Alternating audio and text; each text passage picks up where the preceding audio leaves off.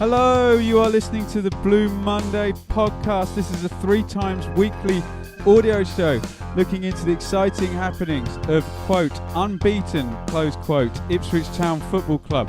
My name is Benjamin Bloom and I'll be here each and every Monday for this, the flagship show with ITFC aficionado David Diamond for a sometimes irreverent but always informative hour of football conversation.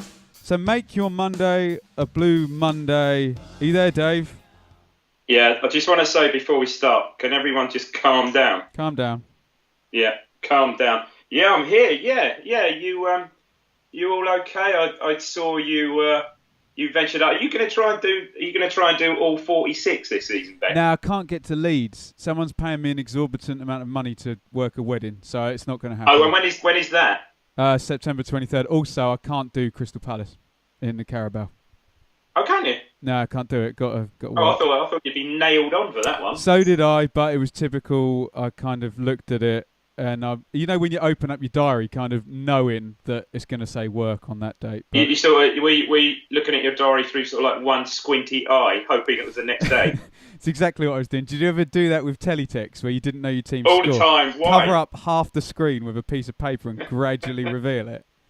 It was always Ipswich nil. I don't know why I did it. Please, no. Mine usually said something like Stuart 33 or something like that. Oh yeah, that was 2000, the halcyon days of teletext, 2001. Yeah, right. Okay, Dave. Picture the scene. Picture the scene.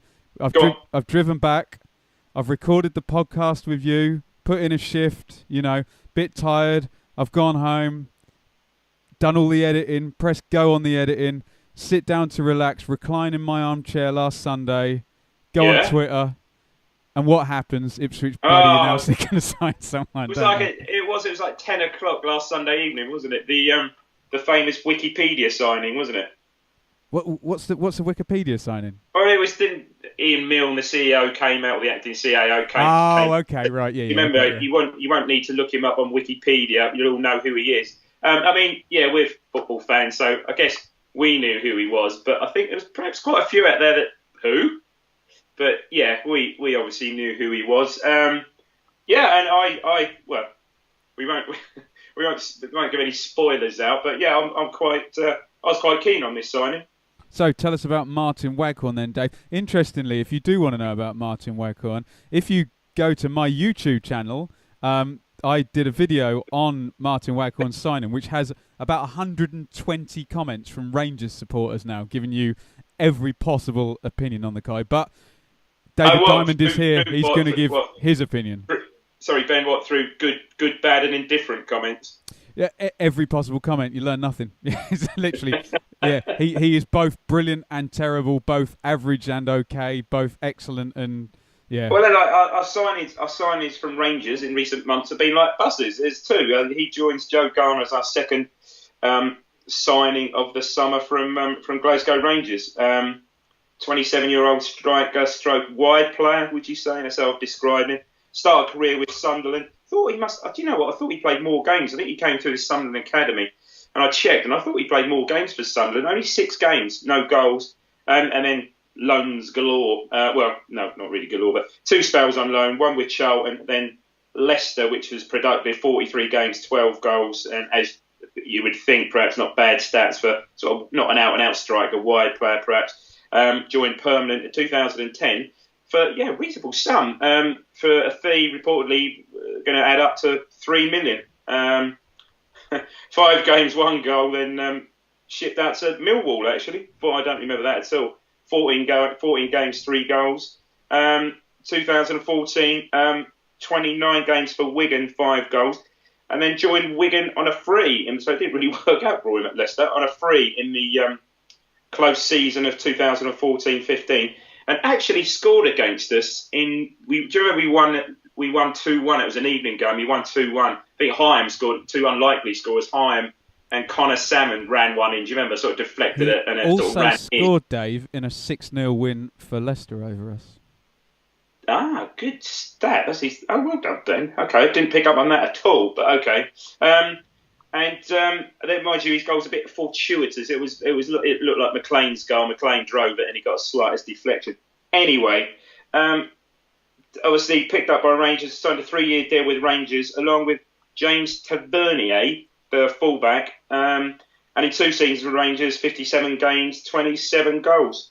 And signed here last Sunday/Monday for a reported fee of $1 million, although Mick subsequently came out and said, rubbish, nothing like that. That might be what his total deal is, including his money. But no, we paid nothing like that, and we've got him for an absolute steal, snip, whatever you want to call it. The quote from Mick was more like £1 million for both of them. What, him and Garner? Yeah. Okay, well, fair, brilliant. If it is, fantastic. England under 21 player, didn't know that. 5 games, 2 goals. I mean, what I know about him, what I remember about him, he has got a dynamite left foot. Well, Dave, if you watch back my video, I utter the immortal words, look out for him in the 12 to 15 yard range on the left foot. He hits them early and hard. And we'll come back to that later. Yeah, like that. So, where he'll play, I don't know. But, I think you might well see him, fitting in somewhere on the right, as you said, cutting in on that left foot, which I must admit, I do like that kind of player. And I think someone who's an out-and-out left-footed player, I think that gives us a bit of balance, because we haven't really got anyone up front like that, have we? We haven't got a finisher like that, in terms of that powerful early shooter. Do you agree? I'm probably right, mate. Probably, yeah. Yeah, you're probably spot on there. But no, 27, fairly short contract initially, 2 years, which is okay. But, I see nothing but positive there. I was quite pleased with that one. Great. Do you want to go to Luton? Well, you certainly did, didn't you? I'd like to forget about it, really, but I did go to Luton. Yeah, let's get it out there. I am a snob. I couldn't go. I went that night. I went and saw a pretty good film. I went and saw Dunkirk that night. Bloody good film, actually. Quite enjoyed that. Bloody good film. Bloody good film. Went with Teresa. She thought it was a rom-com, but anyway. It was good. But it's really, really, really good. You tipped up. I saw your. I saw preemptive things now, but I saw your review of the match in the sort of side street in Luton. You were looking very nervous. Nervous. I had to walk through a park to get there as well. It wasn't pleasant. Right, call me a snob because I know there are people who are 180 degrees different on this. I hate grounds like Luton's. Can't see bloody anything. I sat in the main stand, which is probably the best view in the ground. Bloody 6 posts in front of you. The gantry hangs over your head. There was times when I was looking at the referee. I mean, don't get me wrong. I read tweets on Twitter from Ipswich fans saying, "Oh, I love this. Proper ground. Really having a good time." I don't know. I'm just the other way around. But you like a high up, commanding view, don't you? Say vantage point, Dave. Vantage point. That's a great. I think, it's a bit of a throwback ground. I mean, that has changed. I went there. I saw Town win there in the cup many, many, many years ago. Your stories, David. Normally, I saw Town win 7-0 there in. Sorry, it was only 3-0. Just the 3 this time. It was only 3-0 in the cup. I think it was circa 82. I think when Butcher's nose exploded. Anyway, back to Tuesday. So we 3-5-2 again. 3-5-2, and Luton were in a very rich vein of form, having won 8 the previous Saturday. So we were, I think, when we did the pod last week, we were sort of not quite sure about this one. Did we try and pick the team? I don't think we were too far out with the team, were we? I must admit, I cheated. I did it. I think I did it on Tuesday morning, so I had a distinct advantage over you. So I got 9 out of 11. I didn't get that he was going to put Nydam in, and I don't think anyone thought that both Knudsen and Kenlock would play. Thought it was one or the other. Let me run you through the team, Dave. So it was Gherkin in goal, Chambers middle of the 3, back 3, Knudsen to his left, Webster to his right, Kenlock left wing back, Iorfa right wing back, and what's definite now is it's 2 deep sitting midfield, so it's Downs and Skews, Tristan Nydam ahead. Our first sight of Bersant Selina and David McGoldrick, your favourite, started up front, Dave. Now, being we've got 2 games to go, let's not go in infinite detail. I don't think we have to. All I was going to say is 3 full debuts there, which is 2 full debuts for Downs and Nydam, and obviously a full debut, for Selina as well. Well, and Wolfenden's going to come on in the second half as well. Yeah, Wolfie. So if I give you my read, Dave, they were fairly sort of comfortable. If I say they showed up like a bigger, superior team and played it like a bigger, superior team, like do you know that. what I mean? Like that. Yeah. Because quite often we don't. How did Luton shape up against Five? Luton will do well in that league. They're not all kick and rush. They've got a centre midfielder, and I forget what his name is. Penny Ruddock. I know someone that went. I think that's who you're referring to. I know someone who went. He said he thought he was the best. Certainly first half. He said he thought he was the best player in the park. If they do that in that league and they play through him, they'll be very different than the other teams. Sorry, you were saying? Sorry, did that McCormack play? No, I would have very much noticed. He's got any hair. Okay. One guy who did play, the other guy who stood out for Luton because he missed a couple of chances was Elliot Lee, who you'd flagged up. So, the first half, much of a muchness. Luton did have a couple of chances. Selena didn't come to life for about 25 minutes or so, kind of found his feet, and then just a couple of just bursts forward, Dave. You're going to enjoy him. Receives the ball on the half turn, out of his feet, away, step over, and then played a no eyes ball down the line to Kenlock right into his path, and you're like, okay. Okay, we've got someone. I mean, the first goal, which I think we're about to go to. Yeah, you do it. Go on.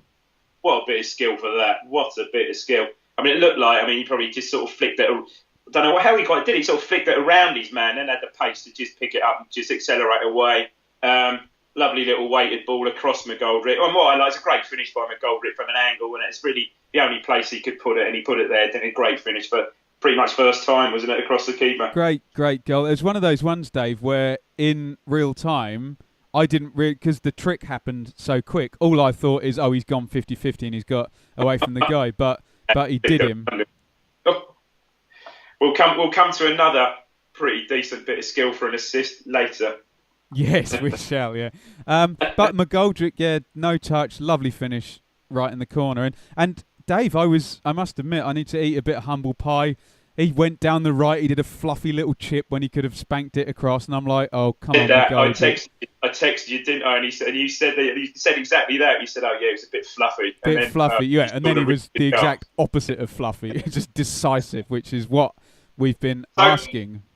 So Ben, you were there. Tell me about Webster. Did he go down once, or did he get treatment? What happened was a corner went in, and he just put his body on line for the corner, and I don't really know what happened, and I guess I don't recall as to whether he actually finished the half or he went off, because I think it was right on half time, but it didn't seem anything. But having said that, I remember Alex Notman charging down a Mark Venus free kick for Norwich once, and it didn't seem anything. And sorry, this is Mark Venus, mate. That would have gone for a steel gate. And he never played again. Just completely crushed his ankle. But yes, so Webster. Well, let's talk about that after the game. After we finish the game. Yeah. So Webster goes out and Wolfenden comes in, and just through the second half, Mick, and having seen the Barnsley game now, you can kind of see exactly what he was doing. He was really kind of thinking ahead. I don't know whether he knew at that stage that Ward wasn't gonna be around on Saturday, because he pulled Skews off. And I think there was one point, Dave, where I was just like, my God, look at this team. It's, there was Wolfenden there, and Kenlock, McDonnell, Downs, and I don't think McDonnell and Neidham were on at the same time. Right. That's superb. I think, reading between the lines, they said Neidham showed up really well. Neidham in the second half was very good as he kind of grew into the game, and he can beat a man. He can turn on the ball. I don't know. I don't know whether he's got that kind of magic to pick the through ball or whatever. But certainly, if he's around players who are also moving with him, he looks half decent, and Mick obviously agrees. But we can't. I understand he's very much sort of Kieran Dyer's protege. I think Kieran Dyer really sort of rates him, and that's the right guy to be working with. Yeah, oh God, yeah, and compared him at the club as he thought the nearest player to him maybe, when not he wasn't bigging himself up, but perhaps the nearest player in the academy to him when he was coming through. Interesting. Mm-hmm. Should we go to the second goal, Dave? Because Luton pushed on a little bit. They threw the captain up front, the centre half, just to try and get the goal back at the end, and then the kind second of goal, sort of breakaway goal at the end. Well, ridiculous play by Iorfa, wasn't it? Ridiculous. What? He gave it almost a no-eyes ball inside the fullback to McGoldrick. Okay, right, late in the day, and I guess Luton were obviously pushing forward, looking for the equaliser, but from what, I saw the video, it was just almost like a no-eyes ball to McGoldrick and took like 3 defenders out. What I will say, Dave, sorry. Pass it inside. Yeah, sorry to cut you off. What I will say is there was very much a sense of no one closing down and everybody standing off both Iorfa and McGoldrick for the goal. Great for Iorfa to get the assist. And McGoldrick is a weird one because it was like both players jogged in the in the goal, both Iorfa and McGoldrick. It was just an odd kind of friendly type goal, Good, yeah, it was actually good, sort of almost slow motion, good finish, and it sort of rolls it into. Okay, that's game over. Yeah, good. Great to. Especially, you're right, with the amount of academy players we had on the pitch, certainly towards the end and throughout the game, really. Fantastic. And again, Ben, seems like Downs pretty much was man of the match, especially second half. Downs played well. There was one moment, and if you heard McGoldrick's interview afterwards, he said he should have passed it, but Downs, drove through and had a nice powerful shot to the keeper's right, and the keeper really, really went for it.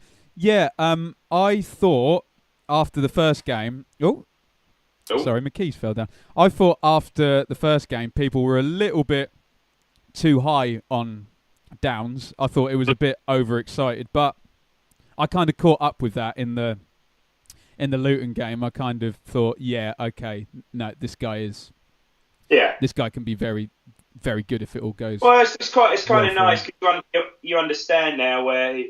According to Mick, I heard an interview with him, and they're obviously talking about him, and he was saying that he first came over, not at the beginning of last season, he first came over to train with this first team squad like 18 months ago when he was like, 16, whatever he was then. And he said he just looked at the player from the outset. He said, but he was never going to play last season. It was just, obviously as the season went on, it was very much a season of attrition. Well, we all know that. And he said, and quite right as well, and how he handled Dazelle as well last season, it just wasn't the season for them to, they just weren't ready for that. So it seems like he's right. He's handled him really well, and he's obviously come back, in pre-season flying, played well in perhaps most of the friendlies, Charlton aside, perhaps with no one played well, and he's just carried it through, hasn't he? We got his chance last week. What I will say about that is Mick is saying that now from a position of strength. Hindsight. Mick is saying that now from a position of strength. Last season, it was that bad that people just wanted anything. That's why. So there is a bit of a caveat to the fans saying, "Look, go on, just try some of these young guys." So yes, we mentioned it. Webster, that incident just before half time turned out to be a bit of a nasty one. Do you know what the injury is? I know he's going to be out until after the international break. His ankle again. Now Mick has come out and said 6 to 8 weeks. Oh, has he? Yeah. On the app today, it's. I didn't hear that. I heard international break. I heard him say that he'd rocked his ankle. Whether it was the one he had, he broke, I don't know, or broke or did his ligaments bad, didn't he? I'm not sure if it was the same one. Presumably, I don't know. But yeah, seemingly at the outset it was 4 weeks, pretty much 3.5, 4 weeks, which would have taken him to after the international break. Blimey, and that's not good then, is it? And it's just a shame that the lad just can't get a decent run of games. Yes, would appear that way. So let's talk about McGoldrick after we've done the Barnsley game. But obviously, there's the issue of now a forward coming in fit, starting and scoring 2 goals. But we're going to come to that after the Barnsley, and we're going to get your view, and I'll give mine, Dave, on how McGoldrick should be handled this season. Yeah. So we had the Carabao Cup draw on, was it late on Thursday night? Yeah, it was after. Utter shower of shit, wasn't it? What happened, Dave? It's just. I honestly, I know there was seeded and unseeded teams. If we were in town, were in the southern side, obviously of the draw, unseeded, and so it was John Solargo, guy from Sky, I don't know who it is, and Alex McLeish, and I thought, oh, okay, so John Solargo looks like he's drawing first, so he's drawing the home team, and Alex McLeish seems to be drawing the away team, but then there was this random other pot, which then. Which Christ knows, which he pulled out a ball which denoted whether it was home and away. Don't even get me started on it. So, yeah, seemingly they did the town were third out, I think, third out of the hat. So the first game was done, third out of the hat, and it seemed, and it was up, Ipswich at home to Crystal Palace, and then about three ties in, Solargo suddenly said, I think I've been doing this wrong.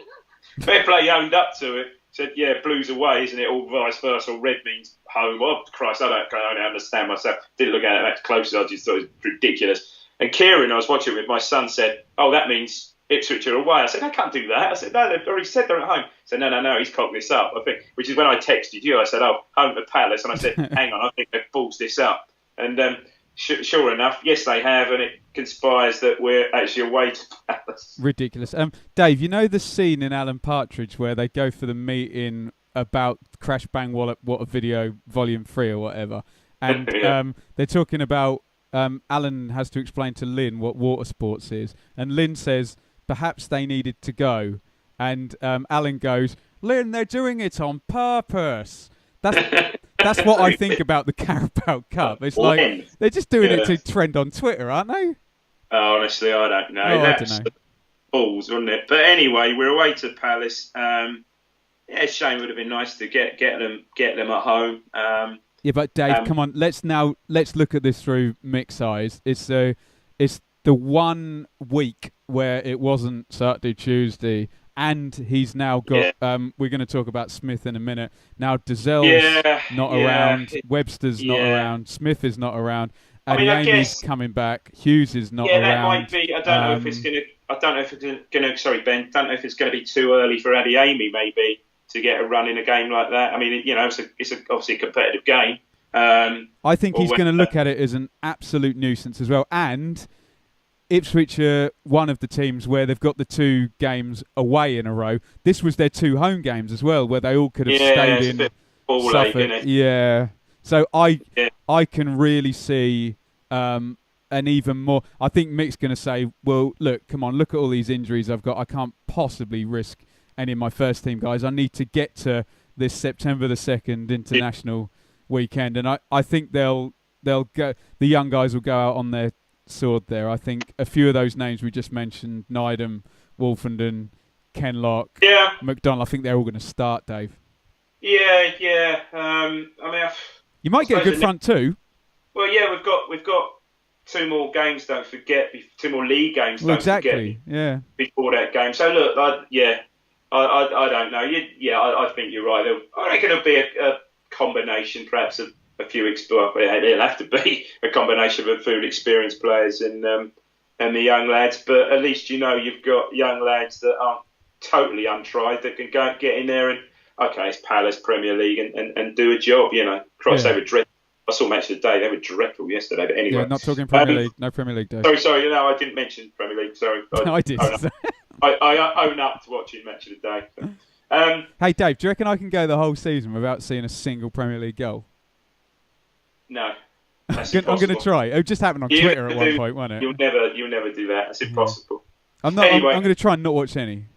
All right. Okay. I can't promise that, but do my best. Well, it is what it is. It is what it is. Yeah. The more interesting part was the balls up with the draw, really. But, Indeed. Yeah, a nice problem to have. We won a cup game. That's certainly a step up from last season. Absolutely. I think the team he puts out, a lot of bearing on that team will be what happens over the next 2 games.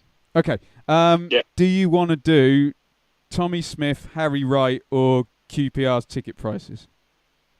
I haven't really paid any attention to QPR ticket Okay, prices. I'll quickly do. All I know is about that.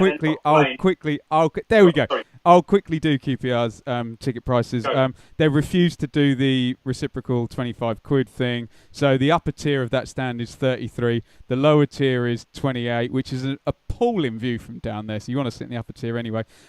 Their argument is that it just doesn't fit in with their costings at all. And I think, given what we've been charging the past couple of years, we can't really grumble. You know, there's been a lot of 35 quid to come here last season. Tit for tat, I think they call that. Yeah, I think so. Tit for tat. There you go. Yeah, it's I can't argue with that. Are you going? Yeah, I'll go. I'm not sitting a bloody waste down there. Is that the Saturday game? Saturday 9th September. Yes. I might try and get to that then. Are you? David? We'll talk off air. We'll talk off air. Yeah. We'll talk off air.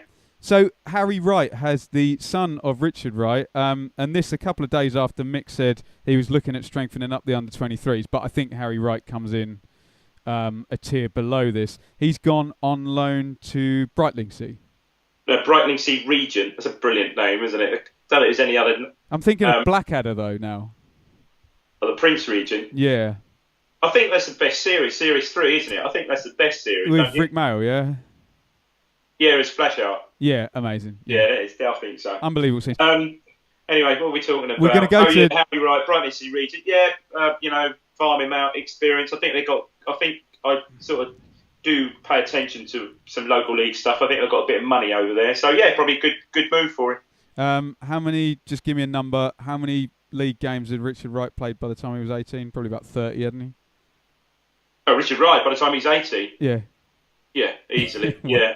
But then only played another 30 in the rest of his career. Oh, no. don't, bless him. Oh, Richard. Oh, Richard. More bad injury news. So on the back of Dazelle and Webster getting injured in game, in training, and I don't know whether this is true because Mick always says, it was the last kick of training. So I don't know what there is in that.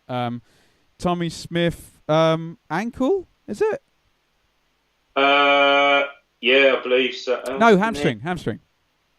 Oh, was it? No, it was. Hamstring. It was. Hamstring, yeah. It was, yeah. 6 to 8 weeks, Dave. So that is an all-out torn, that one, mate. That's a tear. Can I say bye-bye 352? I think for the time being, I think you're right. I saw... Les Chambers can play all three positions by himself. No, totally different league. Probably not the same reaction as Usain Bolt did it in the relay last night. I think his last ever run, wasn't it? And he pulled up about halfway through, 50 metres out. He twanged his back between his twins his hamstring, and he went down like he'd been shot. So yeah, I mean Smith again, very unlucky. Christ, he had all that issues, but there again, sometimes these injuries, had that back operation and stuff. Sometimes they're all interrelated, perhaps. You are correct. A tough one, but good opportunity for. Are we calling him Knudsen or Knudsen? I thought you were going to say for Wolfenden to get on that bench. Well, to get on that bench, but yeah, I think an able replacement. I don't mind Knudsen at left centre back in a back five, but like you say, I think that's probably going to be dispensed. That's brilliant. For now, outstanding.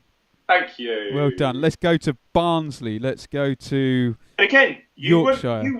You went to Barnsley. I managed to go to Barnsley, and I was talking to Graham Blackburn of the Naked Football Show, which is back this Wednesday. Listen to Naked Football Show live on ICRFM at 6 o'clock, or download it on the podcast on iTunes. He'll be back on Wednesday, the king of Ipswich podcast. I said the last time I was here would have been circa February 1999. I saw Marcus Stewart's debut.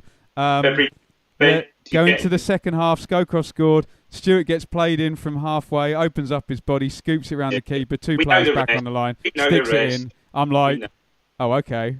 It was February 2000, but anyway, I'm splitting hairs there. Sorry. Yeah, you're not splitting hairs. It's a whole year, isn't it? I think. Yeah, I think I'll give you that one. I'm splitting 12 months. Yeah, I think we knew then, didn't we? Yeah, we knew the calmness he showed then when he opened himself up round the keeper and just rolled it in. Yeah, I saw you on the Facebook or Twitter with GB. I was very disappointed he didn't have his Scugglers t-shirt on, but he said it got soiled in the pub the night before, didn't it? GB in the pub, dearie me. Where are we Sure. going? We're going to... So the back three started the game. Bart in goal. Ben, sorry, while I remember, can I just... Carlo, the Dutch Jan Mulvey, on your preview show, topped the guy from Birmingham last week, and I can't believe it. He was brilliant. Outstanding. Absolutely brilliant. Go on, sorry. I had to give that a mention where I remembered it. Right, the team. So Bart in goal. Back three. Chambers in the middle of it. Knudsen to his left. Dave to his right.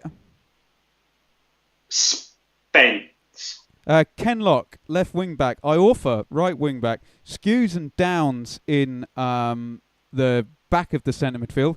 Nydam given the nod ahead of Selena, behind the front two, as Mick likes to call it. And Sears and Garner, the front two from the Birmingham game starting. Now, we can go through in a bit of detail here, Dave. Just quickly getting back to Selena, does that perhaps underline your point, perhaps with regard to discipline or potential ill discipline? I don't know. Maybe he was just giving Nydam extra points for doing well against Luton, or I really don't know. I thought you were going to say, does that underline your point about him not fitting that system? And given the four forwards now, he's not gonna be playing up front that often, is he? Yeah, good point. Yeah. We'll see. Well, we'll deconstruct that when we talk about this tactical switch at half time in this one. If I can say, the first 15 minutes was pretty much all Barnsley and a combination of McCarthy and Hamill down the right, teaming up with Bradshaw. I'm not going to bury him, but Kenlock was all at sea. Really, blessing me, really struggled. You know, when even he was taking too long with throw-ins, he gave away the ball, he gave away fouls. Do you know what I mean? He was just... Did he not get out and put one superb cross in, though, literally just about a minute or two before they scored the opener? I don't believe so, no. I think there was one where it came to the back post and he chested it, and let me have a look. I think he did. Anyway, I think he did, but yeah, apparently Garner just... It was apparently a really good cross. Yeah, good move that. Good move. Garner didn't Garner quite should have beat done it. more with that. Yeah. So should we go to the first goal, Dave? Yeah. It was an odd one, really, wasn't it? I mean, Potts, I think, who we were linked with last year, Brad Potts I think they signed him from Blackpool. We were linked with him for a time last year. Well, we were with several players. Sort of gets possession, sort of bit of a nothing real shot from the right-hand side of the box. Deflected, I think, up in the air off Nydam. Nydam got a block, I think, deflected up in the air. And a bit, love this, but a bit fortuitous, really. I mean, Hedges... Massively lucky, wasn't it? Yeah, Hedges sort of like hooked it overhead, was sort of going wide. No way was it meant as a cross. It took out the entire back four, really, and Bradshaw was from an angle, 6 yards, maybe even closer, just point blank, really. Bart, with power, Bart, then you can't really fault anyone. It just, you can't legislate for the ball across there, can you? No, it was like I say, I got to admit, they were all over us, so they deserved to score. It was a bit of a you used the word fortuitous. Now I owe Dominic Iorfa an apology, because in my first YouTube video I said, is this guy more an athlete than a footballer? Well, he really picked up the slack from his team from about 20 to 30 minutes. He was excellent, really, really good. And I was, as per usual, sat in the homestand just on halfway. And all the home fans are going, God, that guy's going to score or something in a minute. And just 3 or 4 times did the fullback, exchanged passes with Sears, got forward really well. So Iorfa's best kind of show in there in an Ipswich shirt, I think, Dave. Really pleasing. I mean, do you see him staying there, Ben? Do you see him stay, especially with the injury? We need to discuss it in respects of a back four. I don't know. I don't know whether it... Well, okay, think of who we've got now. How did Spence play alongside Chambers? In second half, fine. Yeah. Yeah. I don't know. Let's do that when we try and figure out what Earth Mick's going to do on Tuesday. There were a couple of attacks, like you say, like like I was alluding to, the kind of partnership between Sears and Iorfa looked good. I think they're both runners, aren't they? So I think they work well together. Garner did all his bits and pieces well. He's just a technically, fundamentally sound football player. Yeah, very neat and tidy. And Downs was fairly a bit quieter in this game. He didn't get chance to dictate the play. Scoos was fine. Yeah, Scoos was fine. He's I keep saying he's having a good season. Yeah, he looks a lot. It's 3 games. He looks a lot better these 3 games than he does last season. Believe me. But is that as a result of Downs? Scoos is only as good as the team around him. If Scoos is playing in a good team, he'll look good with good players around him. Scoos can't pull. Not like McGoldrick or Garner could pull the rest of the team up around them. Scoos can't do that. He'll be chameleonic, reflective of kind of who's around him. Do you know what I mean? Yeah, I get you. I get your drift. But all of that said, Barnsley should have gone in 2-0 up, Dave, because actually no, Moncur has a chance from halfway and from a corner, a short corner, and they're just sleeping again. And Garner clears it off the line. Great. Yes, he did. Yeah. Great job at the back there, and then the double save by Bart. Great save from Moncur because he opens himself up. He's not that far out, but there's a better one in the second half. What I'll say about that is I rate the second half one better because Bart shouldn't have had a chance with that. Do you know what I mean? Moncur should be. Yeah, good point. Should be absolutely burying that. How was Moncur overall? Yeah, neat and tidy. I thought Hamill looked better. I like Hamill because your man Carlo said that he reckoned Moncur's the next one to leave, maybe in a season or so for big money, didn't he? Yeah, he plays with a bit of swagger, which you'd like, Dave. Swagger, love that. So it goes to halfway, and sorry, just credit because Bart, the 2 saves there, brilliant. Could have gone 2. The funny thing is, Mick acted like it was 2-0 at half time rather than 1. We've got a group text thing, and I'm saying, oh, well, I think Kenlock might go on 60 and Neidham might go on 65. But no, they both go on 45 minutes, Dave. It's 4-4-2. Did you saw my text at half time which said game changers on bench, ? Well, you were right. Yeah, they very much were. And now this is just the power of having good players on the bench because the system is ridiculous when you look at it. You've got Waghorn, who's a left-footed player playing on right midfield. You've got Sears, who we've said a million times, is not. Let me finish. So it's 4-4-2. So you've got Sears playing down the left. You've got McGoldrick and Garner up front. And a flat 4-4-2. You've got a right back at centre half. And he just really went for it. No patience really with Neidham or with Kenlock. Just you had a bad half, off you go. Sorry, go ahead, Dave. Yeah, obviously reverted to 4-4-2.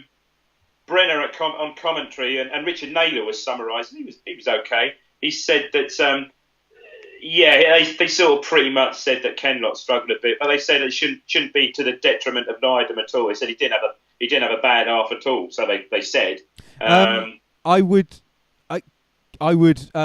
respectfully disagree with them. I think Neidham was just not in the game, whereas Kenlock was just pillaged roasted down his side. So in some ways, if Neidham had been in Kenlock's position, do you know what I mean?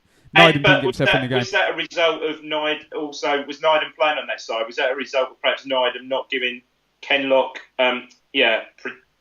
doubling up or not necessarily? No, it wasn't. Neidham just didn't get in the game. I think he had 50%. Game passed him by, 50% pass completion over 45 minutes, from centre midfield isn't going to cut it, is it? No. Okay, so, I mean, look, great move, doing it at half-time, like you said. I didn't see your text, but, that's you're right. That's almost, 2-0, not 1-0. That's great. Yeah, really, really sort of bold. They're quality players. But and let's just go on these Ipswich chances because Waghorn has one quite soon into the second half, where we get down the right and the cross goes in, and he's come from his right midfield position to be on the near post, basically. So that was a good spot for him, and the defender blocks it out. And then a lovely little one between Garner and McGoldrick. Garner plays McGoldrick, and he does a lovely move to get through, but the Barnsley keeper is out. Saves well. Saves the one-on-one.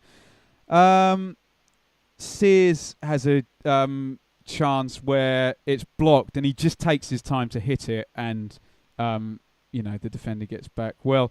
And then we go to the equalising goal, Dave. Now, tell me here, in your expert opinion, is this Sears trying to control this, or is it a great pass to Knudsen? Yeah, it's an odd one, isn't it? I mean, they combine quite well initially, and then sort of seems like Knudsen sort of pings the ball at him, and if it is, it's a great first touch. It's a great first-time ball. And, Knudsen last year, obviously, with the two famous goals home and away against Norwich, how many assists do we think he got last year? I can't remember any. Can you? Oh, God, I'll look it up. I think possibly swings across it, and I can talk all day about the goal. It's just technique, mate. It's just pure and utter technique. Left foot, swivel, volley, strike, goal. It's just brilliant. It's a great finish, mate. Yeah, right in the corner with the left foot as well. I've just put in my notes, technique, mate. Brilliant. Brilliant goal. And he's on a roll, and he's confident. He's all right. Okay, with Christ, 2.5 games in, he's playing. He's confident, he's fit, and he's our best player. I'm sorry, he is. But anyway, go on. Knudsen, no assists in 35 games last 35 starts. Brilliant, it's great, isn't it? Superb. Yeah, and the stupid thing is his actual pass completion is bad. So you use this phrase that I hate, Dave, end product. But who cares if your pass completion is 59.7% if you've got 2 assists in the first two games from left wing back? If his pass completion from that, from that position is I don't know if that's we're not going to knock him for that. So a great assist last week, and perhaps a bit lucky, as you say, Sears, perhaps a bit of miscontrol, but anyway, good. I think it was deliberate. Paul sort of wasn't crossed as such, sort of pulled it back, and good goal. Yeah, great. And then, 8 minutes, 53. Great to get back in the game, so quickly after the change. Yeah. So Barnsley nearly score the exact same goal on 55. McDonald does the overhead, and I don't know who was following it in. Right, that was nearly did exactly the same goal. And then, as I said in my YouTube video that you can find by subscribing to Benjamin Bloom on YouTube, Heckingbottom now starts reacting to Mick, and Ugbo comes on for Bradshaw. Garner and McDonald then start their little battle, and I'm seeing tweets saying Joe Garner squaring up to McDonald and saying, "Oh, this is great, and this is great leadership." McDonald really didn't buy any of it, but if it gets the fans going, and it, if there's any positive thing from it, then we'll go to it. I don't necessarily associate someone squaring up to someone with them being a leader. I don't see Chambers squaring up to anyone, and he's no. He doesn't need to. No, but you can't. That's him. It's part and parcel of his game. He's an aggressive type player. As long as he doesn't, overstep the mark. And well, you all know, refs just look for, he's put his head in his face and stuff like that. Refs look at that. Don't need an excuse to send straight red cross. We saw enough of that. I'm sorry, Dave. He's going to get sent off at some point this season. Oh, he will. Yeah, he will, because his record shows that. But look, he's just got that aggressive streak, and as long as he's not ridiculous, I think the manager won't try and curb that at all. But I wouldn't even necessarily say it's aggressive. It's just confrontational, isn't it? Confrontational. He's a sort of little feisty. He's not that big, is he? Little feisty. Yeah, it must be really another sort of cliche. It must be really annoying to play against. Oh, there you go. Downs gets a bit of a stinger here, and this is real shades of Dazelle, because Dazelle had a 50-50 5 minutes before he gets injured, and we'll fast forward 5 minutes in a minute.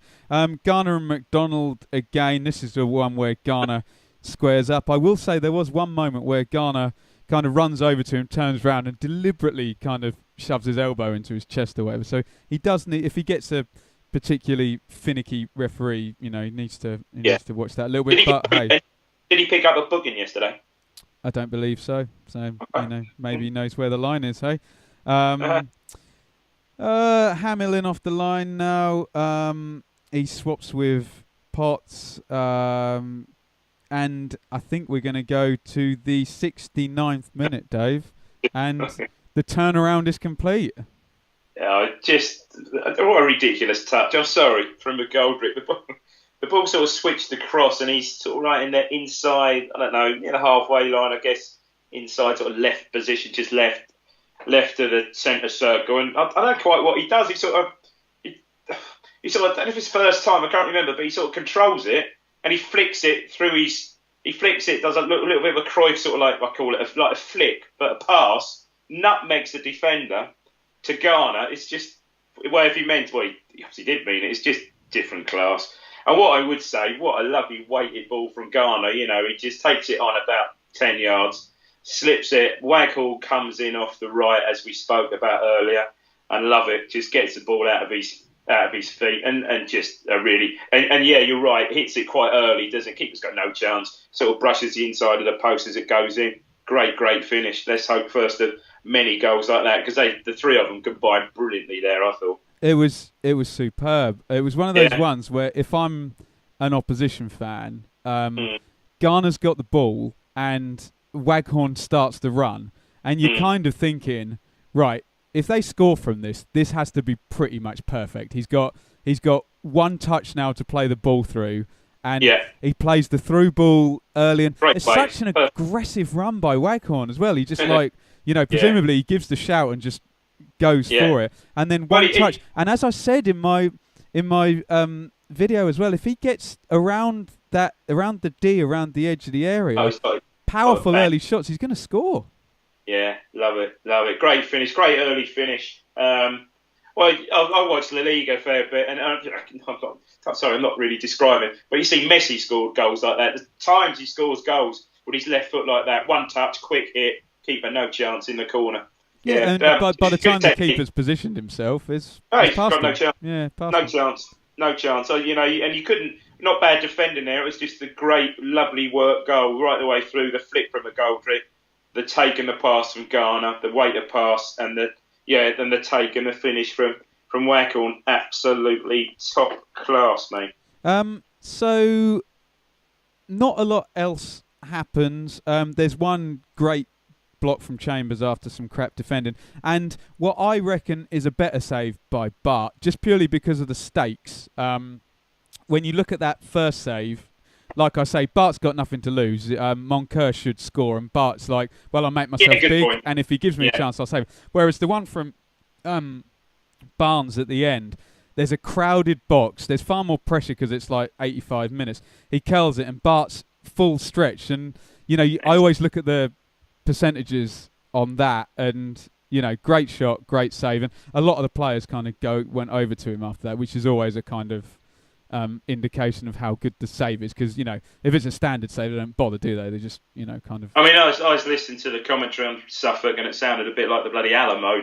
But obviously, no, it wasn't. It wasn't. No, and Chambers was heroic, but they all said Sears was bloody, and Garner as well. Garner putting his body on the line, but they said the amount of work Sears done in that last sort of 10, 15 minutes, it says absolutely awesome. And I think Mick referred to that after the game, didn't he? Yeah, very good, very good. So let's talk about a few things. So it's a comeback victory. I want to talk about the power of the bench. I want to talk about what on earth he's going to do with McGoldrick, and should he start, should he not? What's gonna happen there? I think, do we agree that the 3-5-2 is now going to disappear because Smith's out and Webster's out? We haven't got the personnel, have we? We haven't. No. He ain't going to play the Wolford, and no, we haven't got the players at the moment to do that. So I think against Millwall, it's going to be a back four. It will be Chambers and Spence. Yeah. Probably Iorfa and Knudsen. The second half. Yeah. And how is Spence looking alongside Chambers there? Fine. He's just we got a few players who are not spectacular but fundamentally sound, and Spence is one of them. He's fit. And also playing with Chambers playing next to him is probably good as well, because Chambers will talk him through the game. By the way, one thing I like is, I get cross with Chambers just yelling at everyone. Watch the next time he tries to yell at Knudsen, because he gets it back twice as loud. It's quite funny. Chambers tried to have a go at Knudsen in the first half. And the key really, Ben, is, considering, we know, perhaps Mick knows that than we do, that we're perhaps a little bit surprised and disappointed that he shipped Emmanuel out on loan to Rotherham, but he's got Iorfa in, who just seems to have acquitted himself really well. Yeah, I agree. One thing I would say is, this will sound ridiculous, if the team was kicking the other way in the first half and Kenlock had been playing in front of McCarthy's dugout, Kenlock wouldn't have played as badly as he did. Yeah, good point. Yeah, because I think Mick would have spotted that off. Talk him through it. Yeah, after about 2 minutes. You'd talk him through it. Yeah, good point actually. But and obviously the other unfortunate thing is young Downs now seemingly. But you said that Mick was on the app today and said that obviously came out with the news about the length of Webster's injury. Did he say refer to Downs? He said he didn't know about Downs, but Downs went off on halfway and kind of limped his way around the pitch. But I think Ward will be back on Tuesday, so it could be... of course, yeah, crazy forget. We've got a plethora of midfielders, haven't we? Yeah, it could be Skews and Ward in central midfield. But then who plays down the sides is anyone's guess. Do you see this, Dave, as the possibility of 4 strikers all going for 12 goals as opposed to 2 strikers both going for 15 to 20? Do you know what I mean? Yeah, love it. Take that all day long. Bloody hell. Yeah, use them for different drinks for different needs. Cider, lager. And let's look, lager, sometimes, yeah. Let's go on to McGoldrick, because you and I normally disagree on McGoldrick. How do you use him now? Because my argument is Garner, workhorse. He's clearly our best aerial player. He's winning 6 aerials per game. He's on Berra levels. Was he good again yesterday? Yeah, he's great. He is a workhorse. Sears is a workhorse, and so is Waghorn. Is there an argument to say try and protect McGoldrick using sparingly? But is it stupid to use someone sparingly who scored 3 goals in a game and a half? Yeah, well, it's a dilemma, isn't it? I mean, maybe that is the way. Looking at his injury. His injury history over the past 2 or 3 seasons, probably. Maybe, Ben, that is the way to use it. Well, do you remember how old Harry used to play Ledley King? He'd give him 3 weeks off if he wasn't fit, and then he'd only play him when he was fit, and he'd play well. I don't. You never used to watch it. I used to love fantasy football, and everyone who ever played with Ledley King said, "He's unbelievable." He said, "You wouldn't see him at the club for 3 weeks. Yeah. He'd turn up to training on Friday. Harry would say, "All right, Mr. Saturday, Ledley." Yeah. Your captain. He'd be our best player. He'd be our best player. Yeah. Yeah. Well, Ben, you might have hit the nail on the head there, mate. Maybe that is the way to use him. And then we could have this scenario where if he's maybe protected, like if you go to Millwall and, hopefully I'm not getting ahead of myself here. If you go to Millwall and you start McGoldrick on the bench and you 2-0 up about after an hour, don't put him on. Well, don't need to. He didn't come on against Birmingham, did he? No, exactly. No. And they needed workhorse type guys in that instance. And I see. I don't know about you, but I see Tuesday certainly going with Sears and Garner up front again, don't you? I don't know. I really I don't know what he's going to do. There's this seems to be this now Waghorn and Garner are here. There seems to be a bit of a turn against Sears now, doesn't there? People are going to start saying, and they're going to look at the numbers now, especially given that the other 3 of them have scored as well. Well, you listen to the manager talking about him, and he's almost saying, "Well, I'm not leaving him out. I don't care whether he doesn't score goals or not. The work he does for the team." But anyway, look, I don't know. I mean, what I do know is that cliche alert. Millwall on a Tuesday night. it is a tough place to go. It's even if they only get 12, 13,000, it is intimidating. It's not a nice place. It isn't. I think you need. Well, yeah, this could be perhaps the game that Garner might want. I don't know, but it's going to be a battle. I mean, don't get me wrong. Most games in the Championship most games in the Championship are, but certainly Millwall away. Yeah, you got to be at it, haven't you? Look, let's come to that because we got some bits and bobs to do before that. We're 55 minutes up. We said we were going to. Can I just say quickly, and this is some symmetry, perhaps, Ben. It's the first time we won the first 3 matches of the season for 15 years since 2002 August, which was our first year under Burley after relegation. Yeah, I was getting annoyed at that stat because Burley got sacked about 2 months later. So he did. I was at that game anyway. Walsall 2-0 win. Avenir Beggan 1-1-0. Leicester 1-6-1. I remember that bank holiday Monday. It was a thunderstorm. Thunder and lightning at Portman Road. Remember that? Hate to put a prick in our balloon, but sequence broken by a 1-1 draw at Millwall in the fourth Darren game. Bent scored right at the end, didn't he? Yeah, interesting. Right, Dave, we're going to go to the roundup, but before we go to the roundup, we're going to plug the T-shirt so I don't do all these plugs at the end. So if you'd like to buy a Blue Monday T-shirt, you can do so. We have lots of designs. We have a Make Your Monday a Blue Monday. We have Everybody Do the Dinosaur, which feels a little bit outdated now. Big Pole in the Goal, which feels good this week. King Knudsen, Canary Killer. All sorts of T-shirts there. If you go to our Twitter, @Blue Monday ITFC, you can find the link in the description, or you can visit www.benjaminbloomproductions.com. The T-shirts cost £15. We make about £3.50 on them, and we're not lining our pockets. It just covers our running costs, and it's a nice way, rather than all these other podcasts doing Patreon things where you basically just give them money and they go on holiday. Right, let's do the roundup, Dave. You ready for it? Ben, what's the best-selling shirt so far? The classic one, Make Your Monday a Blue Monday. Yeah, got to be, innit? Yeah. Okay, Cardiff 3, Villa 0. John Terry's Villa. Terry, all at sea, mate. All at sea. Was he? Well, I don't know. I mean, Bruce said afterwards, he said it was performance embarrassing and a rude awakening to the Championship for some players. John Terry. No, he didn't say that. I think Cardiff, I said last week, I think they are going to be good, and I think they're going to be up there. Whether top 2, I don't think, but I think they're a good bet for top 6. Although Zahor didn't score, but lovely finish from, I think it was the third from Mendes Lang, and a brilliant assist from Zahor for Hoylett.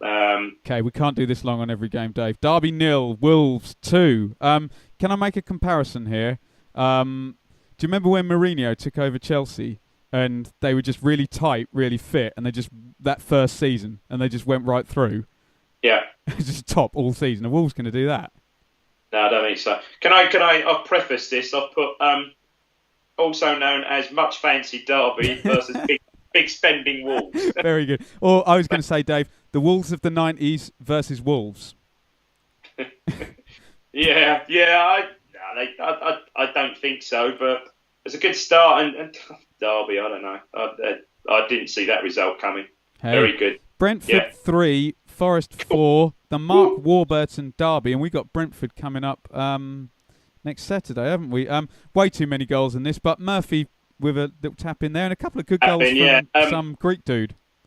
2 ridiculous goals from Bouchalakis. The first one, right foot volley. The second one, a sort of left foot swept top corner. You got a bit of a crush on him, haven't you, Dave? Oh, mate, what a couple of goals. I mean, Brentford, we got them Saturday. Mate, they're going to be like they were last season, capable of scoring at will, but will concede. So, yeah, quite looking forward to that game. Hull 4, Burton 1. Hernandez, when he's in a winning team, will score loads of goals for you. He gets a hat-trick. Podcast favourite Irvine doing the goal and red card double thing. Isn't it? Boy, great goal, great an finish. Player done that, Dave. The goal and red card thing. Ricardo Fuller.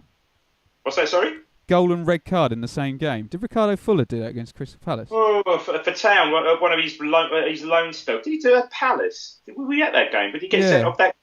He might have done 2-2. Yeah.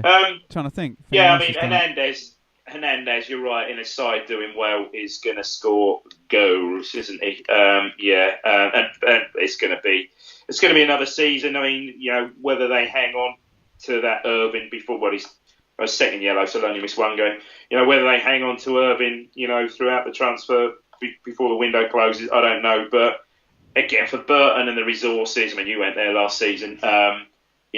again, 4 from bottom is going to be another greatest achievement for them, I think. Sheffield Wednesday 1, QPR 1. Rangers have got 4 points. That's surprising, isn't it? And Sheffield Wednesday haven't.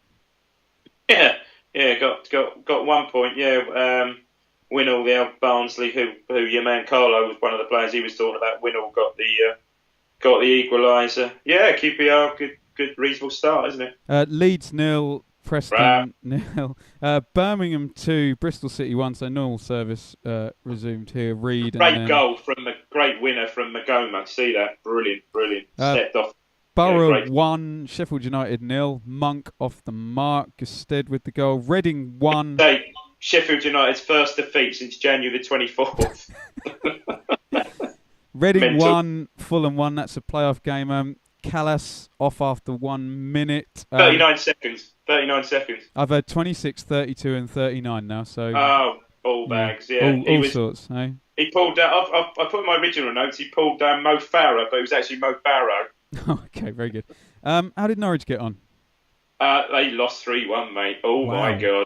Aidan McGeady, wow, snip, mate. What was it, 3? I don't know. Carrying on where he left off. So Graben scored, ex-player on loan from Bournemouth.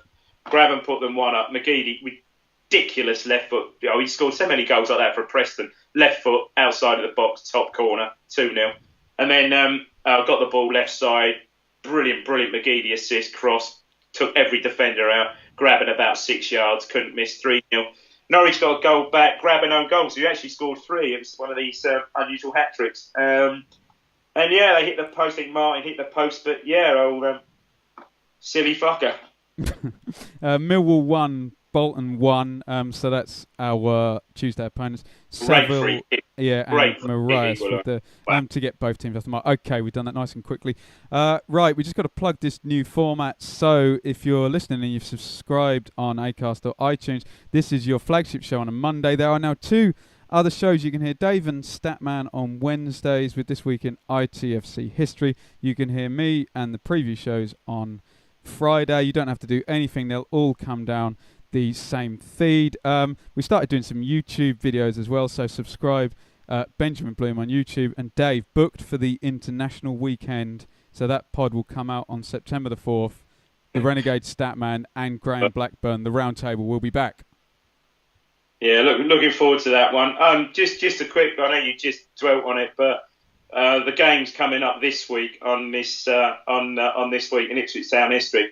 There's one in there that would probably get into my probably top 10 favourites, and there's also one in there that certainly wouldn't.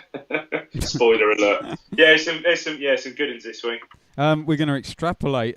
There's seven players on 180 minutes so far in the league, so we'll scoop past that. I'm going to include cup goals this season because McGoldrick's got 2. So McGoldrick top scoring with 3, Garner with 1, Waghorn with 1. Top on the assists, Knudsen with 2, Garner with 1, Selena with 1, Iorfa with 1. We're extrapolating at 3 points per game and a projected total of 138. And what that does mean is you can lose against Millwall and you're still on promotion form on 2 points per game. So, yeah, bring it on. Yeah, no, let's don't think about that one. That was great. And, the great thing about it is, Ben, the times we spoke last season on the pod about the games that came and went without any, with Lawrence scoring, without no forward scoring. So superb. God, Years apart, who, okay, we know he's in a sort of fairly barren run, but great to see Garner, Waghorn, obviously McGoldrick, score these goals early season. It can only be good for confidence. Brilliant. But the question everybody's asking is, how are the financial markets? And NASDAQ. And is the NASDAQ up or is the NASDAQ down? So our friend James at JamesDack_99, follow him on Twitter, has the challenge this season. He has 2 £5 bets per week, and we want to know if the NASDAQ is up or is the NASDAQ is down. He has to have 1 bet on Ipswich or around the Ipswich game, and then he can do another one on the Championship. Do you want to know what he went for this week, Dave? What did he go for? He went for both teams to score, Ipswich v Barnsley, and he said no. So he lost because both teams did score. Oh, no. Oh no! And he went for a treble of Ipswich, Fulham, and Leeds. So the Nasdaq is down by £6.25. Plummeted. It's plummeted. I mean, that would affect the pound against the dollar, obviously. Shit. Oh god. So yeah, more from James. Actually, on Tuesday, the Nasdaq will be. There'll be a. What do they do in the start? I don't know. There'll be a new Nasdaq review, and I don't know. The index. The new index. Yeah. There'll be people jumping off out of offices on Wall Street and stuff like that. Oh Jesus. I am the Nick Leeson of the Nasdaq. Oh god. Anyway, he's back. Do I need to give him an introduction? Yes, I'm back once again. D4 Damager, power to the people. It's the first stat of the week. What a difference the summer makes. And here's looking forward to the Blue Monday stat of the week being more positive this season. Another milestone was reached this week with the 600th player making his debut for Ipswich Town. Mick has already handed 7 debuts this season, and it's still only August. Compare this to last season when Kiefer Moore was the 7th debutant, and that was towards the end of January. Just like Doctor Who, who's he regenerating? Back to the 600 club. This milestone was reached in the Luton League Cup game when Tristan Nyden and Bersant Selina started for the Blues. I've officially given number 600 to Nyden and number 601 to Selina. So let's have a look at the previous milestones. Now, Statman's gone backwards, so let's go backwards with him. So, number 500, this came in the 3-0 opening match win over Bristol City in 2011-12. 7 players made their debut in this game, and I handed number 500 to Ivar Ingemarson. Dave and I discussed this game on the Blue Monday this week in ITFC History Podcast a couple of shows ago. Shameless plug. Number 400, this goes to former loanee Matt Elliott. The Leicester centre-half made his debut in a 3-1 away game to Walsall in March 2004. Darren Bent with a second-half hat-trick in that game. Number 300, Ian Marshall was awarded this number following his transfer from Oldham Athletic, the Liverpudlian striker, then scored against his former team in a 3-0 win in August 1993. Well, going to be a lot of debuts in August, isn't there? 200, Northern Irishman Brian Hamilton was Ipswich's 200th debutant in August 1971. 100. One of the first games I went to at home to Everton. That game coincided with the official opening of the Portman stand. Interesting. Carry on. 100, Ipswich's first centurion was Scottish wingback Ron Murchison back in December 1950. It's clear that Ipswich have been handing out debuts like confetti in recent years. Almost a 50-year span for the first 300 and only 24 years on for the last 300. Top of the list for handing out debuts was Scott Duncan with 95, although he was at the club for 18 years between 1937 and 55.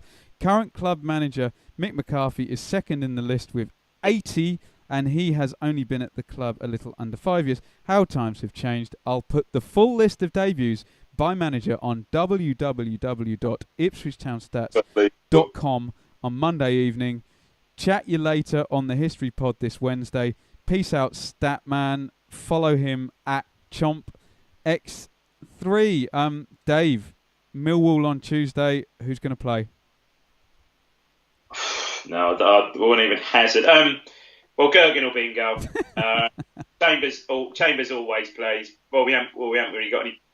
Well, Chambers will play. I think it'll be the same back four we finished with.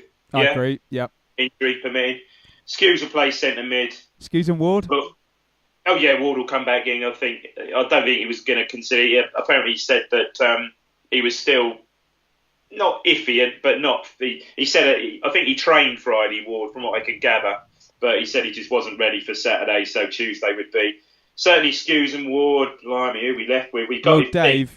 If I can interject there, it would be the most Mick thing possible to just put the second half team to start the next game, wouldn't it? Okay. Yeah.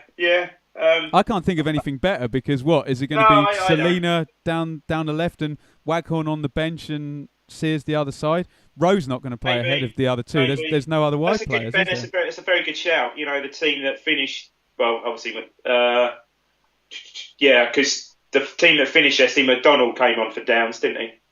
Yeah. I think he'd play a 75% fit Ward ahead of a 100% fit McDonald, wouldn't Yeah, you? okay. Yeah, I think around about those lines. Yeah, I wouldn't. I mean, if it is going to be 3-5-2 again, that means Kenlock will get another chance. But then, is he too light? I mean, I suppose then he could play Skews and Ward, and then I don't know, one of McGoldrick and Selena off the front. I can see it being 4-4-2, honestly. I can see it being 4-4-2. I can see it.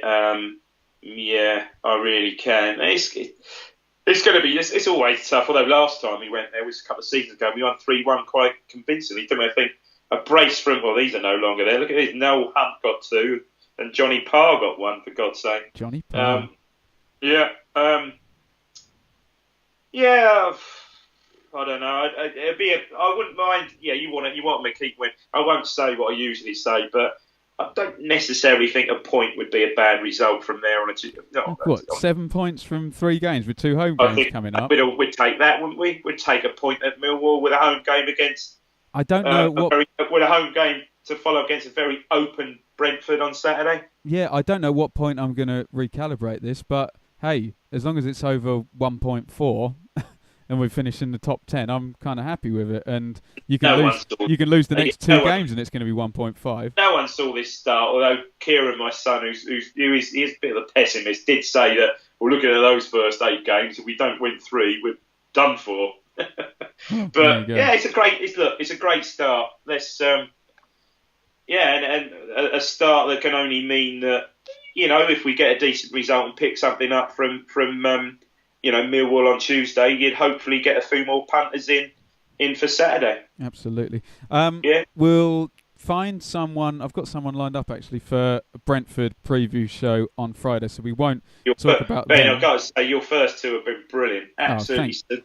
But not just you, but the guests have been superb, haven't they? To be honest, that show isn't, it's just down to the guest, really. I don't know about the other clubs, so, they need to take the... Interesting guest, what he was saying, where, what happened to, his sort of shows pretty much adopted by the club, wasn't it? Yeah. Good for them, yeah. Yeah. Yeah, no, it's good. From there. Quickly. Right, I think we've made it, Dave. You can follow the show on Twitter at Blue Monday ITFC. You can follow Dave. You're on Twitter at Dave Diamond 3. I am on Twitter at Benjamin Bloom. The show is on Facebook.com/Blue Monday ITFC, and you can get these new YouTube videos if you subscribe to Benjamin Bloom. Dave, it's my sign off this week. Hey, so can I just say very quickly? I know it's your sign off, but very quickly that. Apologies to Alex out at One Stop. It doesn't work in Waitrose. It works at One Stop. And sorry, mate, it wasn't a winner the week before, so I took my lottery custom elsewhere last night. Okay. That's appalling. We did have a good suggestion as well on Twitter. I think it was Lewis said, as well as a shit list, can we have a fair play to the lad list? Yeah, fair play to the lad. I think we need that. Yeah. Should we put Mick McCarthy on it? Yeah, I think so. Right, Dave, see you next week. Another 2 games, another 2 wins. Can everyone just calm down? Calm down.